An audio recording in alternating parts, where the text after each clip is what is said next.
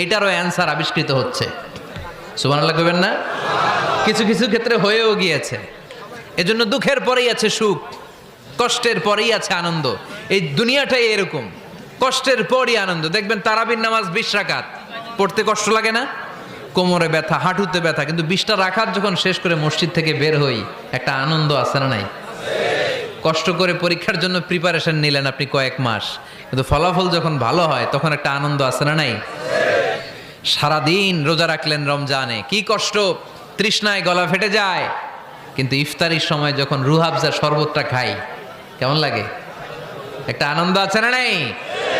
এজন্য আল্লাহ বললেন فإن مع العسر يسرا إن مع العسر يسرا।